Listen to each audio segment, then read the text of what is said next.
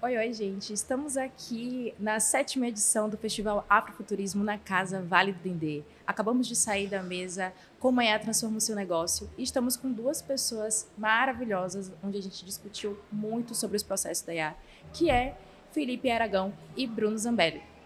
E aí, gente? Fala um pouquinho pra gente, pra quem tá ouvindo a gente, na verdade, como foi o papo pra vocês? Como é que chegou? Não deu tempo da gente fazer muitas perguntas, mas todo mundo saiu com a cabeça borbulhando. Então, fale um pouquinho de como foi a mesa. Quem começa? Então, participar do painel foi maravilhoso, assim, a experiência de troca por si só, ela é importante. Estando com o Bruno também, que já é uma autoridade na área, eu fiquei feliz pelo público que apareceu. É, esse assunto, assim, ele, além de ser importante, eu considero hoje como tem que ser enxergado como uma pauta principal, né? Ele é uma situação, vamos dizer assim, de certa urgência, não é algo que pode ser tratado de forma periférica pela proporção que o assunto tem tomado, né, a nível de mercado, a nível de debate cultural. E a gente, né, enquanto uma capital e um estado que exala a cultura, a gente tem tudo para utilizar isso da melhor forma possível. Esse tipo de debate é o que ajuda a alinhar as coisas, né? Tem um ditado importante que eu adoro, né? Que é dos monges franciscanos. Eles usam a definição de humildade como a coragem da partilha. Então eu acho que esse exercício do afuturismo é um exercício de humildade nesse sentido. É a coragem de partilhar coisas que a gente, enquanto empresa, né, Exame, enquanto um grande realizador da área, poderia ficar só pra gente, mas quando a gente partilha, a gente está exercitando algo que pode refletir de forma positiva para todo o ecossistema cultural como um todo. Massa demais, eu concordo super com o Felipe. Esse tipo de espaço é muito interessante para que a gente consiga passar informações que podem ser muito realizadoras, né, para pessoas que às vezes não teria esse tipo de conteúdo nem na nossa vasta internet, né, que às vezes a gente tem muito conteúdo muito geral, né, que serve para vários casos, mas é muito mais impactante quando a gente ouve de uma pessoa que é da nossa cidade, né, de uma pessoa que tem um recorte muito mais próximo do nosso, então acaba tendo um impacto muito maior. Então, acho muito legal participar desse tipo de projeto. Sempre que eu participo, eu sinto que rola esse efeito aí das cabeças que ficam borbulhando, né? Que é um assunto realmente muito denso.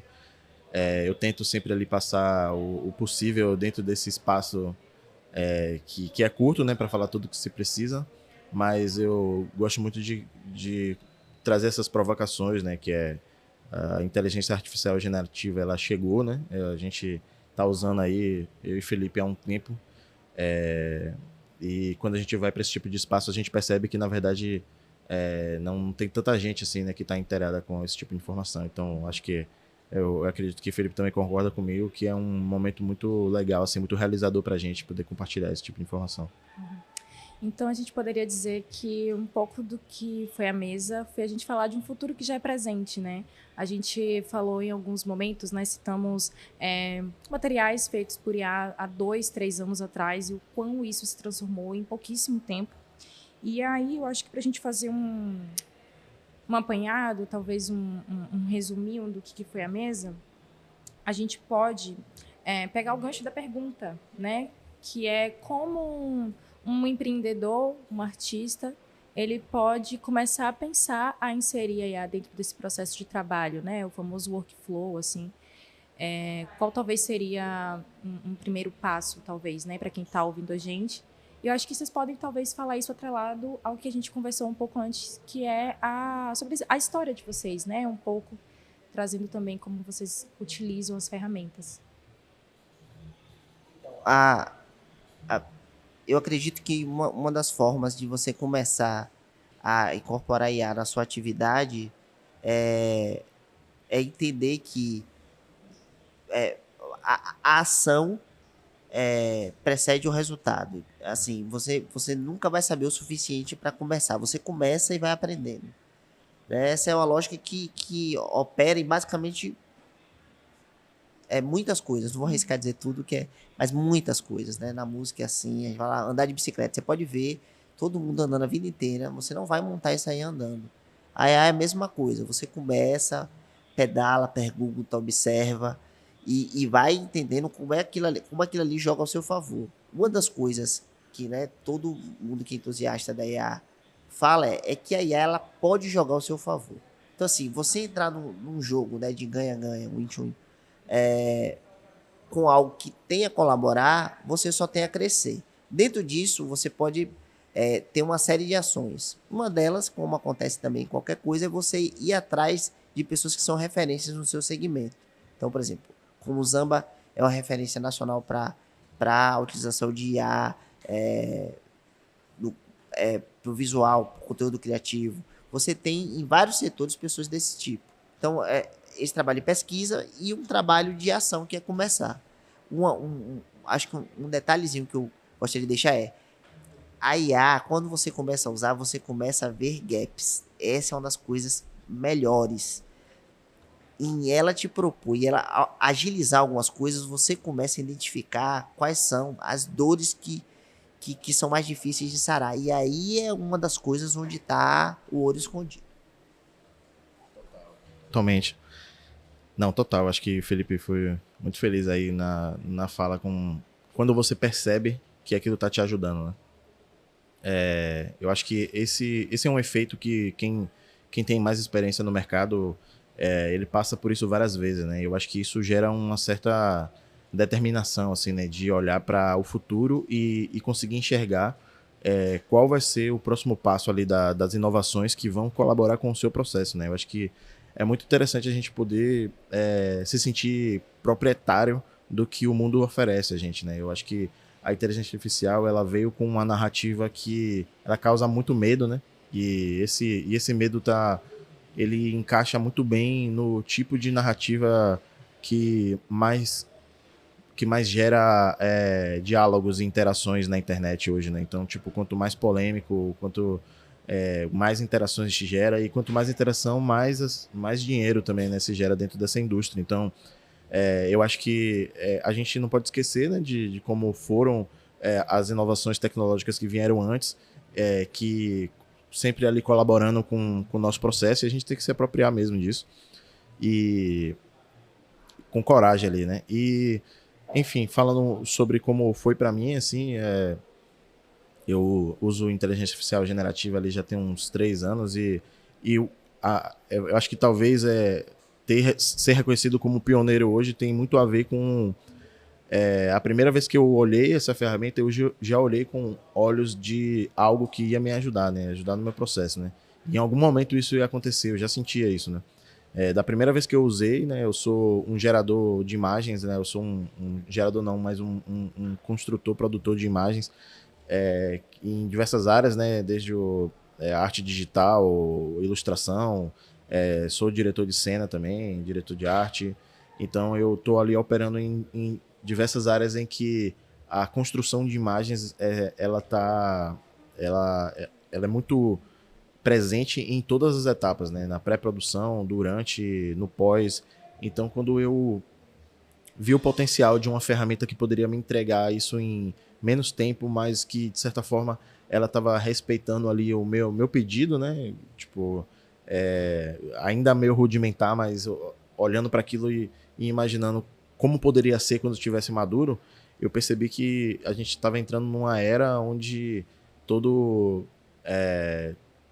que eu vinha pedindo nos últimos anos, que era sobre como eu transformo meu trabalho operacional em mais criativo, né, mais gestor, né, eu senti uma resposta ali, né, então já há algum tempo ali desde, na verdade, do início da minha carreira, eu sempre tentei equilibrar esses dois lugares de ser um excelente técnico, um excelente executor, mas também ter grandes ideias e exercitar minha criatividade. Nesse equilíbrio ali eu vi um lugar de aliviar um pouco a parte técnica, que é muito exaustiva, para poder ser mais um pensador, assim, né, das ideias. Então, eu acho que esse é um lugar assim muito interessante do uso da IA. Da forma que eu falo, sim romântica, porque existem muitas outras camadas bem complexas dentro disso, né? Sobre o autoral, né? Que eu acho que foi a primeira barreira da AI que assustou muito, né, os criadores, né? E eu acho que na palestra a gente nem conseguiu falar muito profundamente sobre isso, porque é polêmico mesmo, mas trazendo assim sobre dados concretos, existem ferramentas de AI que já garantem que o conteúdo deles foi treinado por conteúdo licenciado. Já existem ferramentas. Eu acho que a tendência é que a gente tenha mais. Isso é legal, porque aí os artistas, os criadores conseguem se sentir mais seguros, as marcas também se sentem mais seguras, né? Porque no final das contas é muito mais sobre isso, né? É sobre quem está pagando e quem está comprando, e quem está vendendo, né? E aí eu acho que alguns dos trabalhos que eu fiz, inclusive, existiram essas restrições, né? As marcas já estão com esse estudo, né? Elas trazem no início do projeto já um guideline sobre quais ferramentas não se pode usar, quais se podem usar, e aí já dá para fazer, né? Então já dá para, de fato, ter produtos que estão substituindo formas tradicionais de se fazer, que eram muito mais caras, né? Para essas marcas. Muito, muito massa. De fato, a gente não conseguiu falar sobre isso tão profundamente no nosso encontro. E muito bom isso que você traz, Amber, porque eu acho que traz uma discussão que as pessoas têm falado, pelo menos assim, falando enquanto público geral, né? Porque não são ainda uma grande massa da população que tem falado ou pensado, né? Sobre a IA, utilizado de maneira direta no seu dia a dia, né? De forma consciente, esse uso é muito mais inconsciente, que grandes empresas, inclusive, têm desenvolvido suas próprias IAs, né? Inclusive como formas de terem controle e domínio sobre o que está ali propriamente retroalimentando aquela IA, né? Como a Globo, por exemplo, né? Uma delas que está fazendo uma coisa dessas. Mas a gente não vai aprofundar muito para isso não, que não foi um papo que a gente conseguiu fazer. E aí eu acho que para a gente talvez fechar, que foi um pouco não, né? A maioria do nosso papo foi muito para esse lugar, que é justamente sobre as vivências e experiências de vocês com esse processo, que seria talvez abrir esse lugar de retirar esse estigma de que a IA também é somente uma ferramenta, né? Como vocês trouxeram essas frases, né? De pessoas que falam, eu escrevi um prompt e não saiu o que eu queria. Como é que vocês conseguem esse resultado, né? Então, tirar esse estigma no sentido de que, sim, é uma ferramenta, mas que exige todo um repertório criativo, mas também técnico. E aí eu acho que, talvez, para a gente fechar, a gente pode ir para esse caminho, né? Vocês falarem um pouco sobre esses processos de criação que passam sobre quem são vocês, né? Essas bagagens que passam tanto pela linha subjetiva, mas também na questão técnica. Que, antes de mais nada, vocês também eram técnicos, são técnicos. Então, legal. Legal demais. Ó, nesse tema, primeiro deixar claro assim, a gente, né, na Punk, eu acredito que Samba também, a pessoa que fala isso assim, ela não tem noção de que a gente também errou. Quando eu fiz prompts muito ruins e eu vou aprendendo com o outro. Então, quando você está num ambiente de aprendizado, eu acho que é mais fluido quando você problematiza menos, como o outro sabe ou não. O outro tem informação que é útil para você, que você julga útil, ou tem algo que você não sabe, que é pergunta. Isso aí eu sempre dedico, porque eu dei aula, né? Fiz licenciatura, e eu falo, pergunta não ofende, né? Todo mundo gosta de responder pergunta. Então, eu acho que diminui a problematização. Então, não é ele sabe ou não sei. Ele já usa isso, ele já tem essa informação de que o prompt para tal software responde melhor em inglês, ou que eu uso isso para tal coisa. E aí, um exemplo que aconteceu comigo é, tipo, meu irmão é da área de música, eu também estava com um problema e tinha uma coisa que tinha que resolver com IA, e era uma coisa de uma trilha sonora. E aí, nesse mesmo esquema, tinha feito um prompt, ele tinha feito com os diretores, e saiu algumas coisas que eles não gostaram. E aí, eu cheguei na sala e falei, e aí, como é que funciona? Aí, eu perguntei, o que vocês querem? Ele falou um pouco do que queria, ele falou as referências, e quando eu ouvi o resto da IA, eu saquei que era basicamente uma técnica específica e uma instrumentação. Então, Nesse sentido, você vê que, aí, perguntando sobre o meu fazer criativo, né? Eu tenho uma IA me mandando informação, mas que, quando eu passei a ser assertivo, ela me deu o que eu quis bem rápido.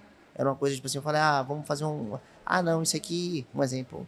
Ali era uma coisa que era para dar um ar mais lúdico, então não era uma tonal tryhard, era uma questão de tons inteiros, que dá aquela sensação do Once Upon a Time. Isso aqui é tons inteiros, tal, com tal coisa. Saiu, meu Deus, era isso que eu queria. Assim, não é que a IA, ela tá fazendo o papel dela, mas eu, enquanto coordenador, Zamba falou sobre isso também, ter essa visão geral prepara você. Então, eu acho que é importante. E é um exemplo legal, né, de como eu alinhei meu conhecimento técnico a uma coisa mais rápida. Eu faria aquela música? Faria, mas levaria horas e dias para executar cada instrumento e tal. O que já é uma mudança por si só, porque antigamente o cara ia escrever só na partitura e o outro ia executar. Então, passou da época que foi pro instrumento, e agora não, eu falo e a faz. Mas esse conhecimento, ele é importante. Não, completamente, assim, eu acho que é até mais natural pra gente que está envolvido com arte entender que essa coisa da criação, de onde você tira suas referências, quais são aqueles detalhes que você sabe que é especial para aquela obra. Isso é inegociável, assim, né? Então a gente sabe disso. No uso da IA não é diferente, né? Então